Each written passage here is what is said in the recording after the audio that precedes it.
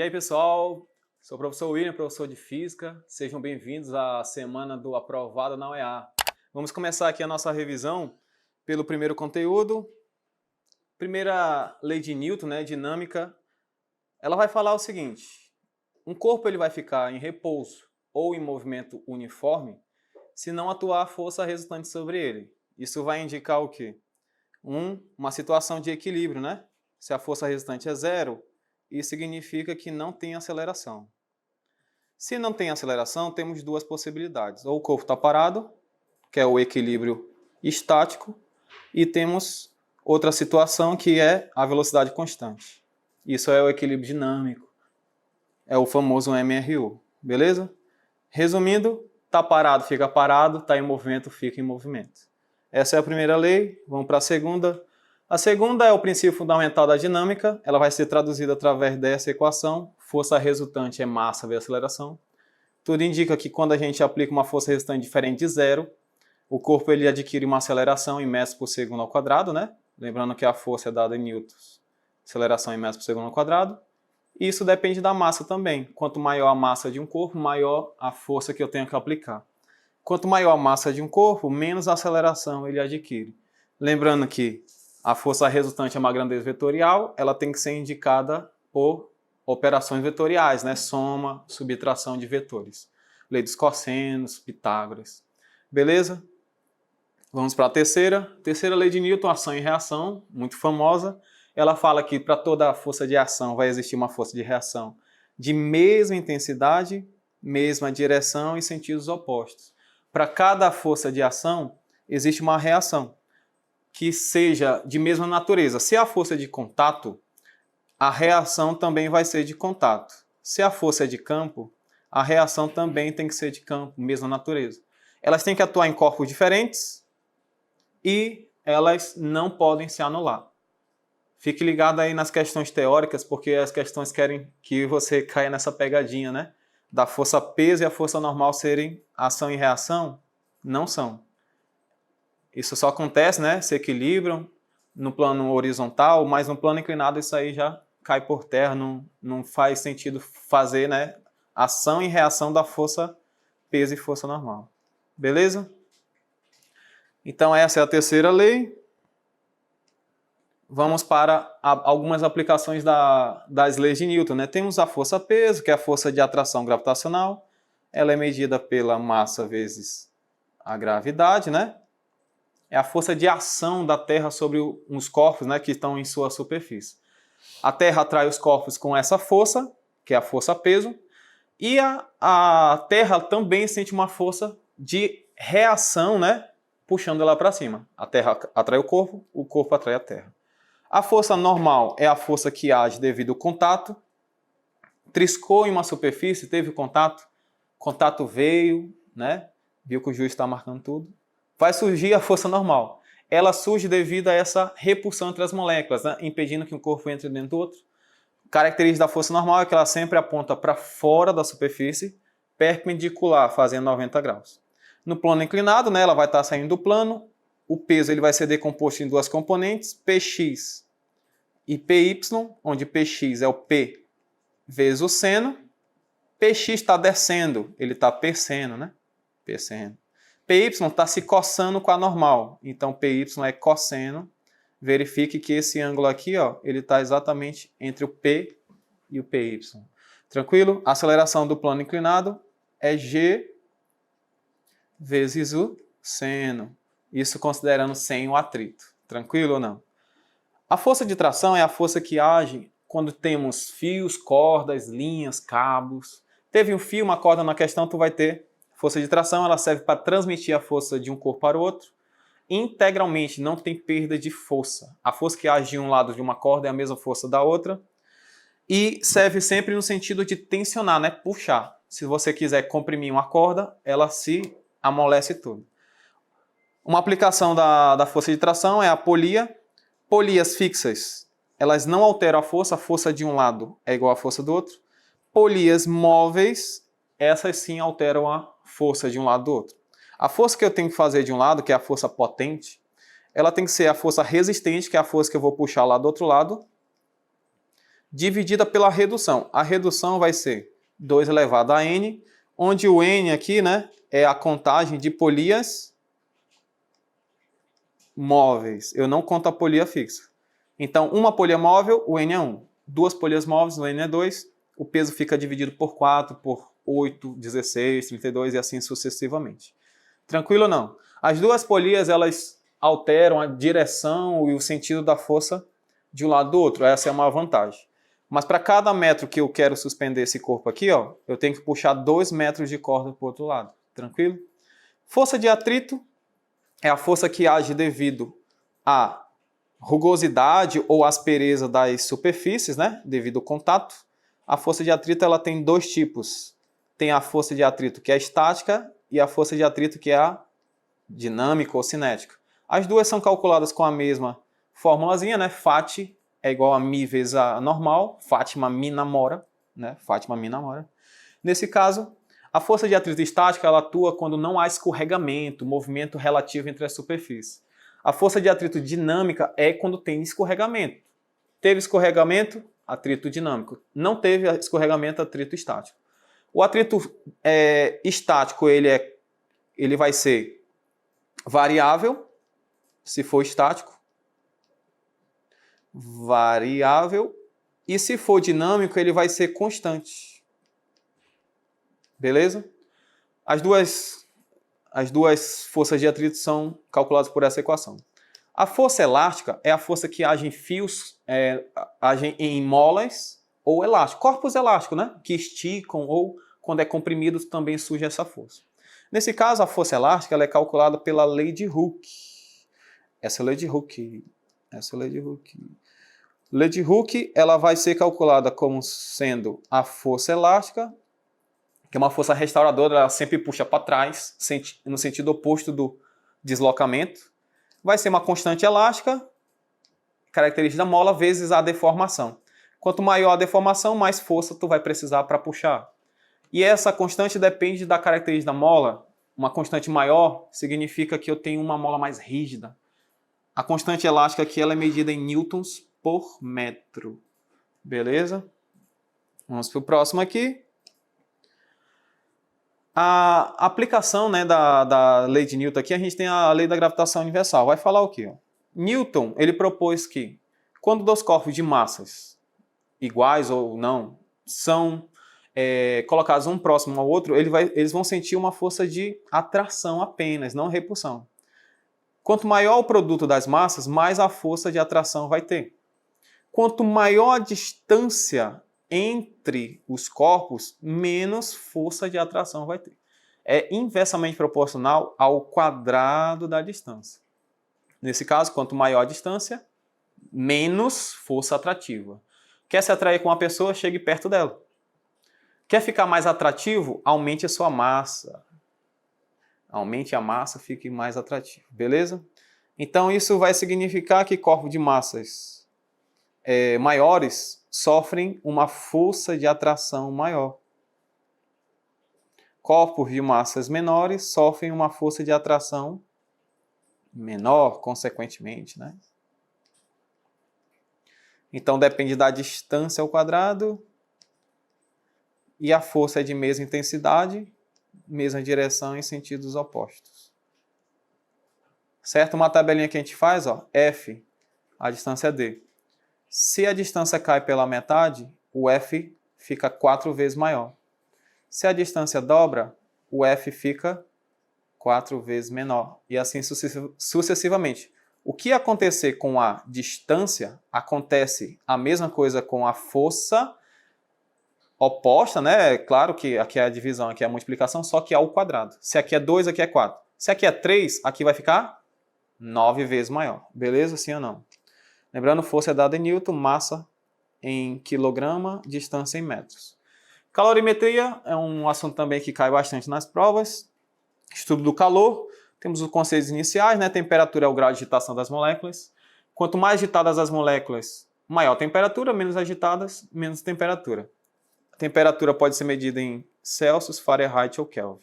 Tem a formulazinha de conversão que você pode estar pesquisando aí, mas nosso foco aqui maior é o calor. Calor é a energia térmica em trânsito, né? Transferência. Não existe calor em sistemas que têm a mesma temperatura, porque o calor ele surge devido à diferença de temperatura. Ele sempre sai do corpo de maior temperatura, né, do mais quente, para o corpo de menor temperatura, do mais frio, espontaneamente. No equilíbrio térmico, a temperatura de um corpo ele vai ficar igual à temperatura do outro. Então, isso significa que a agitação dos dois são iguais e a consequência disso é que o calor não existe mais. Não existe calor contido em um corpo. O que vai estar contido em um corpo é a energia interna, a energia térmica das moléculas, beleza?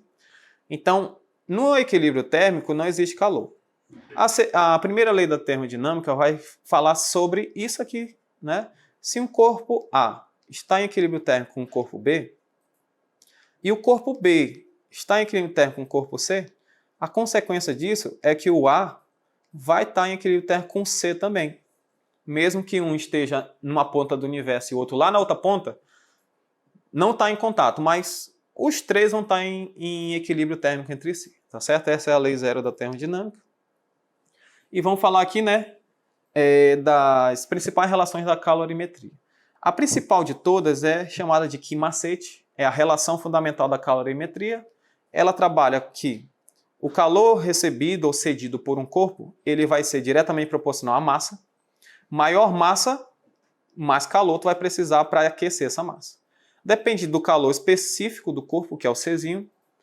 O calor específico, ele depende da substância, por exemplo, a água. É 1 caloria por grama grau Celsius. Quer dizer que para cada grama de água que eu preciso aqui, né, aquecer 1 grau Celsius, eu tenho que fornecer para ela 1 caloria. E para ela resfriar, ela precisa perder 1 caloria. Se perde calor é menos, se ganha calor é mais. Entrou calor no corpo, recebeu energia, mais, perdeu calor, menos. E quanto maior a quantidade de calor que um corpo perde ou ganha, maior a variação de temperatura. Esse calor aqui, ele é chamado também de calor sensível. Por quê? Ele é sensível ao termômetro. O termômetro consegue detectar que está tendo mudança de temperatura, está tendo calor entrando ou saindo. Calor sensível ao termômetro. Certo?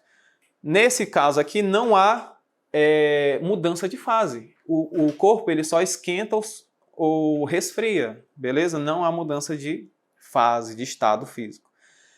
Uma formulazinha que é interessante, né, da capacidade térmica. Capacidade térmica está envolvida com a capacidade de resistir à variação de temperatura. Quer dizer que quanto maior a capacidade térmica de um corpo, mais calor eu vou precisar ceder para esse corpo para ele esquentar mais.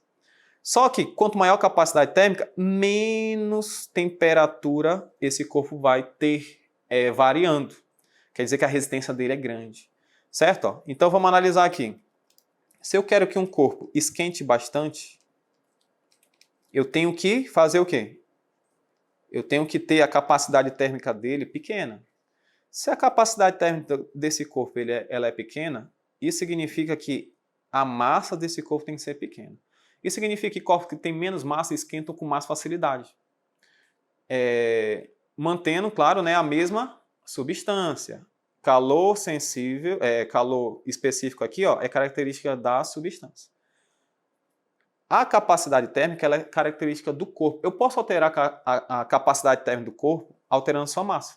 Mas o calor sensível ele vai se manter constante, é o mesmo. Porque se eu altero o calor sensível, eu estou alterando a substância, né? Se é da água, é isso aqui. Se é do alumínio, o calor específico é 0,22. Já alterou o valor. É tabelado isso aí. Olha só, o princípio da troca de calor vai falar que se eu tenho um sistema isolado, os corpos só vão trocar calores entre eles. Se o calor de um corpo, né, perder o calor Q1, o outro vai ter que ganhar um calor Q2. Mas se um perdeu 100 joules de calor, o outro vai ter que ganhar esses 100 joules, não é verdade? Conservação de energia. Para onde é que vai ir a energia? Sair de um corpo para o outro, do mais quente para o mais frio. O mais quente resfria, o mais frio aquece, né? E no momento eles vão se encontrar em equilíbrio térmico. Com a mesma temperatura, cessa-se o calor. Beleza? No equilíbrio térmico, acabou o calor. Mas o calor total trocado vai ser igual a zero. O tanto que um perdeu é o mesmo tanto que o outro vai ganhar. Geralmente a gente utiliza isso aqui quando temos corpos em um sistema isolado, tá certo? Calor latente a gente tem quando temos é mudança de fase, mudança de estado físico. A gente utiliza essa equação aqui, ó, Q mole, que no caso não tem, ó, a variação de temperatura. Por quê? Na mudança de fase, a temperatura ela se mantém constante. Note que essas equações, né, o Q macete e o Q mole são bem parecidos, mas uma tem temperatura e a outra não, variando. Porque na mudança de fase a temperatura é igual.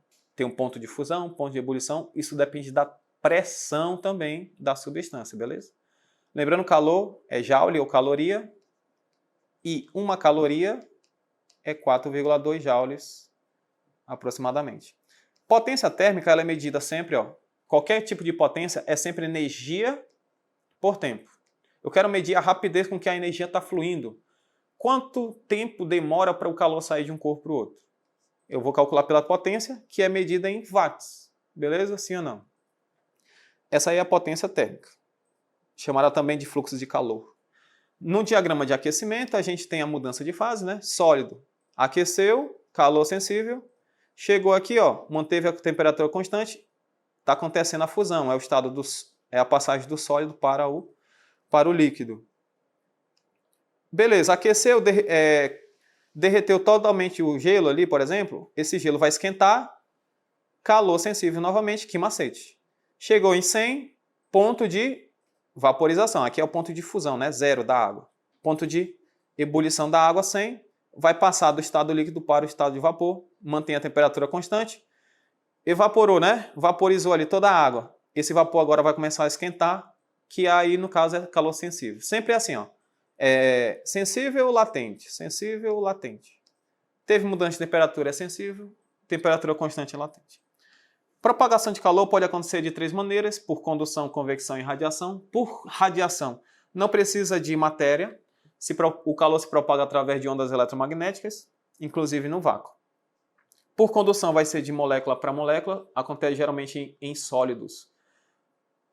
E a convecção vai acontecer em líquidos ou gases, que são fluidos, né? Acontece aqui, ó, que o líquido esquenta, ou o gás esquenta, ele sobe, fica mais leve, densidade menor. E a densidade vai diminuir se esquentar, né? Aí ele sobe, quando chega aqui ele perde calor por convecção, né? Que é o vaporzinho saindo, levando calor. Ele resfria, perde calor, resfria e desce, fica mais pesado e desce. Isso causa aqui um ciclo, né, que é chamado de corrente de convecção, beleza?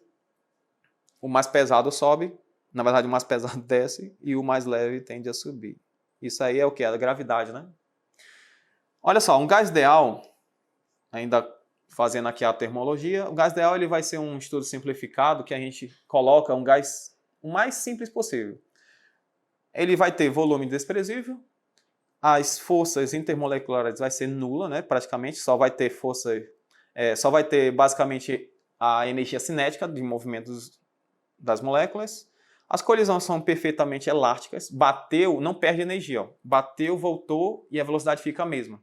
Quer dizer que a velocidade, né, a energia cinética é conservada. E o movimento é contínuo e aleatório ali. Um gás real, ele se aproxima de um gás ideal sobre baixas pressões e altas temperaturas. Se tu abaixa a pressão de um gás real, né, e aumenta a temperatura dele, ele tem um comportamento de um gás, né, bem parecido com um gás ideal, beleza?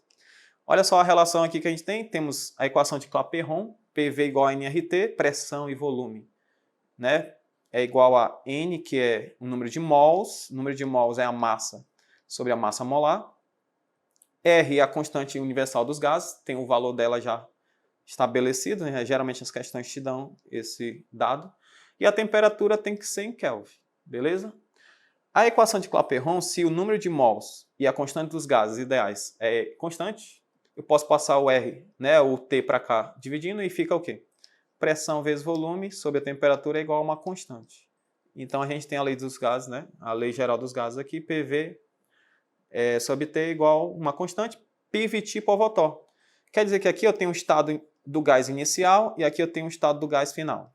Se a transformação aqui ela for isobárica, pressão constante. Se a transformação for isotérmica, temperatura constante. Se a transformação for isovolumétrica ou isocórica, vai ser volume constante, beleza? Aí cada condição disso, né, é chamado de transformações gasosas. São as condições aí específicas. Para eu calcular a energia interna de um gás é 3,5 de nRT. Isso serve para um gás monoatômico. Beleza? Onde o U aqui, a energia interna, tem a ver com o grau de agitação da molécula, tem a ver com a temperatura. Nesse caso aí, maior agitação das moléculas, mais energia interna de um gás. É isso aqui que a gente perde ou ganha, né, de energia ali para esquentar ou resfriar um corpo. Beleza ou não? Vamos lá para a próxima. Entrando aqui na parte de eletrodinâmica, né, vamos falar das leis de Ohm. Quando a gente tem um resistor, que é chamado de resistor ôhmico, isso significa que a resistência dele é igual a constante. Ela não altera. A resistência do resistor ôhmico é constante. Se a gente pegar um gráfico, ó, eu tenho aqui a corrente I, ela vai ter uma diferente potencial U. Se eu dobrar a corrente 2 vezes, o U ele dobra também 2 vezes. Se a corrente cair pela metade, o U cai pela metade. Isso significa que o U e o I são grandezas diretamente proporcionais. Se o U aumenta, o I aumenta. E a razão entre eles dá sempre igual. Quem é essa constante de proporção entre o U e o I? Eles chamaram isso de resistência. A resistência tem a ver com a limitação, né? Vamos pensar. Ela limita a passagem de corrente. Quanto maior a resistência em um corpo, menos corrente, menos fluxo de elétrons vão ter. Essa aqui, ó, é a primeira lei de Ohm, ela é mais conhecida como assim, né? U é igual a R vezes I. Eu falo U e você ri. Lembrando que o I é dado em ampere, a resistência é dada em ohms e a diferença de potencial vai ser dada em volts. A segunda lei vai falar da característica dos condutores, né? Ou dos materiais isolantes, que vai ser o quê? Depende da resistividade, que é característica do material. Quanto maior a resistividade, mais resistência vai ter, né? Por exemplo, materiais isolantes, plástico, borracha, tem uma resistividade maior. Materiais condutores, temos que os materiais condutores vai ter uma resistividade menor, por exemplo, os metais em geral. Depende também do comprimento, maior comprimento, maior resistência. Se eu aumento o tamanho de um fio, a resistência dele aumenta. E se eu aumento a área, se eu deixo um fio mais grosso, a resistência dele diminui. Por isso que quando eu tenho uma tomada de 110, o fio ele pode ser mais fino. Se eu colocar agora uma tomada de 220 volts, eu tenho que ter uma resistência maior, né? Então, a área maior, menos resistência, né? A área maior, menos resistência. Certo? Isso está envolvido com o efeito Joule, que é aquele efeito que transforma energia elétrica em energia térmica, tá certo? Esquenta. É conhecida como a equação da rola, passarinho ali, né? Rolinha. Vamos lá. Potência térmica é calor sobre tempo. Potência elétrica vai ser a variação de energia elétrica sobre tempo. Também aqui, ó, Joule por segundo, que vai ser o watts, certo? Então a potência ela é a medida, a rapidez com que a energia está sendo transformada. Essa potência ela pode ser calculada também pela equação do π, que é a diferença de potencial, né, dP, vezes a corrente dada em ampere. Isso aqui também vai ser o watt. Eu posso também misturar essa equação aqui, ó, jogar aqui dentro a primeira lei de Ohm, U é igual a R vezes I. Se eu jogar no lugar do esse Uzinho aqui, eu encontro essa equação, né, que é a equação do π. E se eu jogar o I nessa equação aqui do π, eu encontro essa equação aqui do π, né? Eu tenho π e tenho o π. Quando que eu utilizo uma ou outra? Essa daqui, ó, se a tensão elétrica fica constante, quer dizer que quanto maior a resistência, menos potência. Geralmente a gente vai usar isso aqui em um circuito que a tensão é igual. Agora, se a corrente fica constante, não altera, maior resistência, mais potência. Certo? Onde que a tensão fica constante, onde que a corrente fica constante? Por exemplo, se eu tiver aqui uma mesma tomada e eu coloco dois chuveiros diferentes, de resistência diferentes. Aquele que vai esquentar menos, o chuveiro que esquenta menos nessa mesma tomada, é aquele que tiver mais resistência. Agora, se eu pegar um chuveiro e colocar numa tomada e colocar em outra tomada, a corrente ali fica igual, né? Eu troquei a tomada, a corrente pode ficar igual. O chuveiro ele vai esquentar onde mais? Ele vai esquentar onde tiver mais corrente agora. É o mesmo chuveiro, não é? Mesmo chuveiro, mesma resistência. Mesma resistência vai precisar de mais corrente para gerar mais potência, tá certo? Para esquentar mais. Tranquilo ou não? Nesse caso, ó, temos aqui a associação de resistores. Note que na associação em série, quem fica constante é o I. Se o I fica constante, geralmente a resistência em série, eu vou usar essa equação aqui, ó, do PRI. Porque aqui fica constante o I, o U altera, né? Eu posso somar esses U's aqui, ó, e eu vou ter o U total. A resistência equivalente na associação em série vai ser a soma, né? Porque quando tu vai somando as resistências, vai aumentando a resistência do circuito. Em paralelo, quem se divide agora é a corrente, porque tu tem vários caminhos para a corrente ir. Mas a tensão é igual, porque eu tenho esse mesmo ponto de um lado e do outro. É a mesma diferença de potencial. Posso calcular pelo inverso da resistência, ou se eu tiver dois resistores apenas, eu faço o produto e divido pela soma das resistências. Se forem resistores iguais, eu pego a resistência, que é igual, e divido pela quantidade de resistores iguais. Beleza ou não? Vamos para a próxima. Associação mista eu faço aqui, ó, em paralelo, somo, né, o produto pela soma ali, na verdade, e o resultado eu faço com em série aqui. Tranquilo ou não? Já que se eu tenho um circuito em curto circuito, é quando eu tenho um fio liso, sem resistência nenhuma. Então a corrente, quando chega aqui, ela vai querer descer, que a resistência é zero. Esse circuito aqui, ó, esse resistor fica em curto, não passa a corrente por ele. Se for uma lâmpada, essa lâmpada aqui do meio ela não acende. Beleza? A resistência equivalente aqui, ó, seria o quê? Apenas o R1 mais o R3, porque o R2 está cortado. Ondulatória, temos aqui, ó, que uma onda ela é uma perturbação. Quando tu causa uma perturbação, bateu ali, ó, tu causa um som, por exemplo. Ou tu colocou uma energia, vai agitar as moléculas ali, os átomos, né? Vai gerar uma luz. Então, a onda é uma perturbação que se propaga transmitindo energia, mas não transmite matéria. Classificação das ondas pode ser unidimensional, em uma direção apenas. Bidimensional, na superfície de um lago, de um líquido, né? Apenas na superfície. E pode ser tridimensional, o som ou a luz se propaga em 3D. Tem as ondas mistas também, né? Que seria dentro de um líquido. Se propaga tanto na superfície como também em 3D. São ondas mistas. A classificação segundo a natureza, ela pode ser mecânica, que é aquelas ondas que precisam de meio material para se propagar, por exemplo, ondas numa corda, o som, né? Ou molas. E tem as ondas eletromagnéticas, que não necessitam de meio para se propagar. Ondas eletromagnéticas em geral, né? Rádio, ondas de micro-ondas, infravermelho, raio-x, raios gamas, né? Todas essas ondas são eletromagnéticas. Tem um espectro eletromagnético para isso. A classificação segundo a direção de propagação pode ser transversal, que é quando a onda fica subindo e descendo, né? As moléculas ficam subindo e descendo, e a onda vai se propagando para frente, perpendicular. As longitudinais, as moléculas ficam indo para frente e para trás, e a onda fica indo para frente, na mesma direção, paralela. Transversal para cima e para baixo, tipo numa corda. As longitudinais é para frente e para trás, tipo numa mola, tá certo? Elementos de uma onda, né? Temos aqui, ó, o comprimento de onda é a distância entre duas cristas ou dois vales. O que é a crista? Crista é o ponto máximo e o vale é o ponto mínimo. Se eu pegar a distância entre duas cristas ou dois vales consecutivos, eu tenho o que a gente chama de comprimento de onda, é o lambda. Nesse caso, eu tenho a amplitude é essa distância do ponto médio até uma crista ou do ponto médio até um vale. A amplitude total vai ser a soma das amplitudes parciais, tá certo?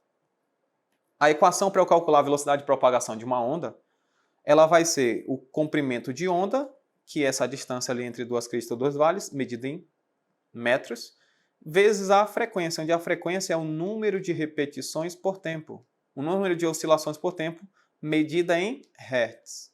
A nossa velocidade aqui ela vai sair em metros por segundo, essa é conhecida como equação fundamental da ondulatória.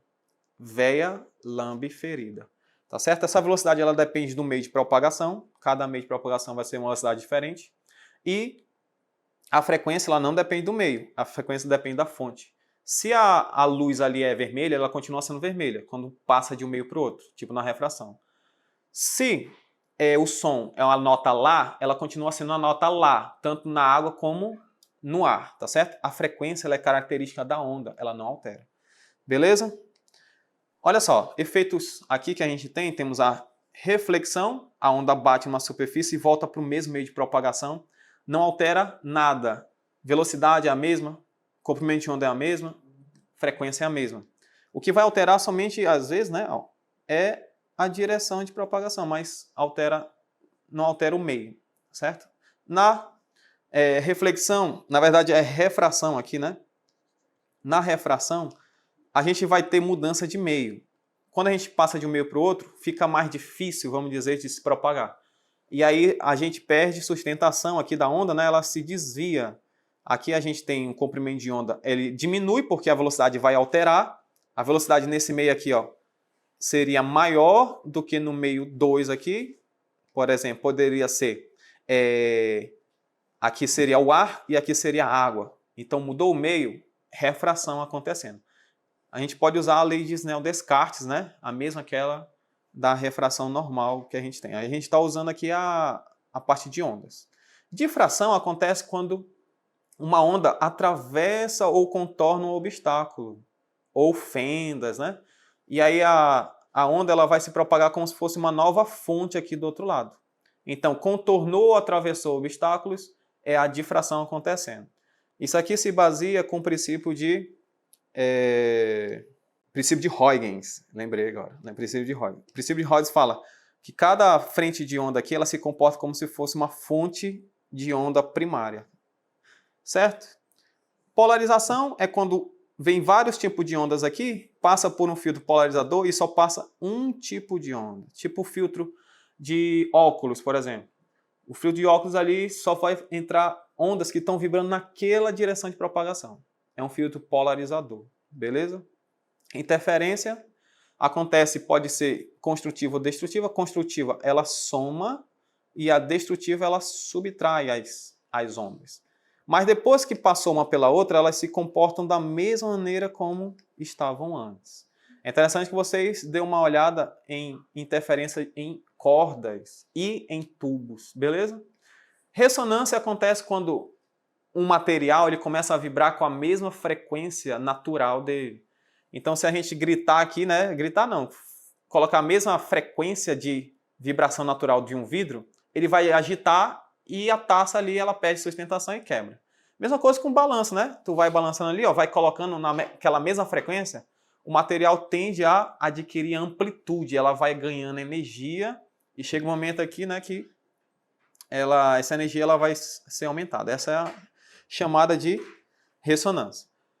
Óptica, conceitos básicos de óptica, né? Temos aqui, ó, raios de luz, é esse caminho, esse vetor, direção, propagação aqui da luz, para onde ela vai ir, indica a direção e sentido, é o raio de luz. É o vetor, direção e sentido aí da luz. Feixe de luz, ele pode ser convergente, divergente ou paralelo, chamado de cilíndrico também. Convergente, os raios de luz chegam, divergente, os raios de luz saem, paralelo, fica todo mundo alinhado. Fonte de luz pode ser primária, corpos luminosos, são fontes de luz que têm luz própria, a chama de uma vela ou o sol. Fonte de luz secundária é chamada também de corpos iluminados, a lua, objetos em geral que não têm luz própria. Os meios de propagação são 3 tipos, né? Temos o transparente, que a luz passa com facilidade, eu consigo ver imagens nítidas. Translúcido, eu tenho a luz passando também, só que ela passa de maneira difusa. Eu tenho imagens embaçadas, mas ainda tem imagem do outro lado. E tem o meio opaco, que é quando a luz bate e não passa. Eu não consigo ver através, tipo numa parede ou chão. Beleza? Aqui temos a cor de um corpo, ela é caracterizada pela superfície, né, do corpo. Se o corpo é azul, a luz branca vai vir e só vai sair a luz azul aqui do outro lado. Se o corpo é branco, então ele vai refletir qualquer cor que bate nele, né? Qualquer luz que bate nele vai ficar daquela cor. Se o corpo é negro, preto, né, da cor preta, o preto na verdade é ausência de cor. Então aqui o preto ele absorve qualquer luz que está chegando nele, ele esquenta, tá certo? Princípio da propagação retilínea da luz, vai falar que a luz se propaga em linha reta.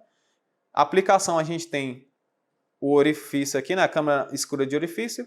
Vai falar basicamente que a razão, né, a altura da imagem sobre a altura do objeto pode ser a distância da imagem à caixa, né, que é o tamanho da caixa, e aqui a distância do objeto à caixa. Ou seja, a semelhança de triângulos. Aplicação direta aqui do princípio da propagação retilínea. A gente tem aqui, ó, eclipses, tem o solar e o lunar.